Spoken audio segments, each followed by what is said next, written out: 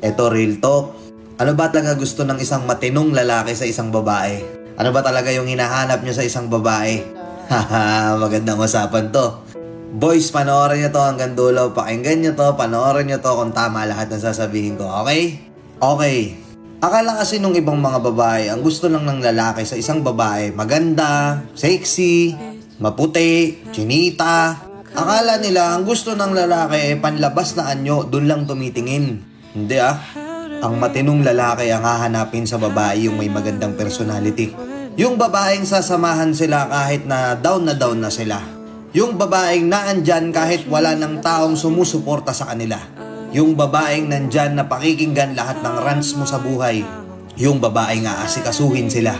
Yung tipong pagod na sila galing trabaho tapos pag uwi nila may pagkain na.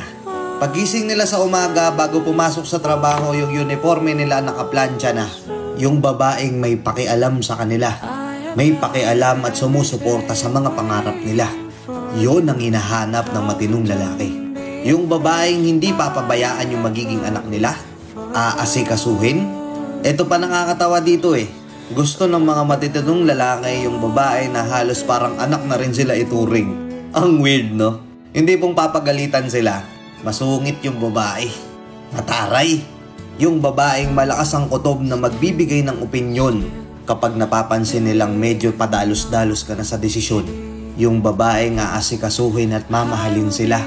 Susuportahan sila sa mga pangarap nila. Hindi sila kokontrahin. Totoo mga tol, diba? Kasi yung ganda lumilipas yan Kukulubot yan balang araw. Yung buhok niyan puputi. Yung itsura niyan nung bata siya, hindi yun mape-preserve kasi tatanda yan. Pansamantala lang ang panlabas na kaanyuan. Tatanda din sa huli.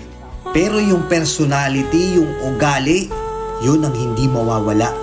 At yun yung daladala habang buhay. Yun yung hindi magpe-fade.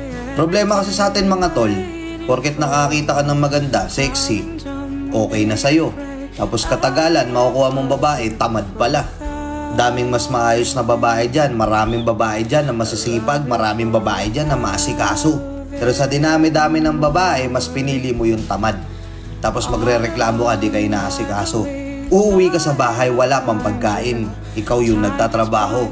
Ikaw pa magluluto. Kasi pustahan tayo dito sa comment section, napakaraming babae dito na sinayang. Napakaraming babae dito na binaliwala. Dahil napunta sila sa maling lalaki. Diba mga madam? Kapag yung lalaki bumabase pa rin sa itsura, wala na silang pake kahit toxic yung ugali ng babae. Hindi pa matured mag-isip yan. Hindi pa future iniisip niyan. Iniisip niyan pan-trophy lang kayo. Pansamantala. Mga tol, diba bonus na lang yung ganda? Importante pa rin para sa atin yung personalidad, diba?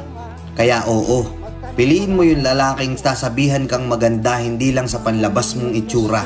Sasabihan ka din niyang maganda dahil maganda yung personalidad mo. Maayos yung pag-uugali mo.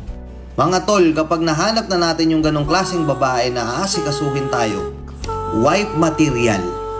Brad, ingatan mo. Ibigay mo yung time, ibigay mo yung love, ibigay mo yung effort. Suklian mo lahat ng sakripisyo niya. Promise magtatagal kayo. Promise yung pinapangarap mong last na to. Magsisettle na ako. Matutupad yun. Nagets nyo? Yung mga matitinong lalaki dyan, tama ba? Ganto hinahanap nyo sa mga babae, di ba?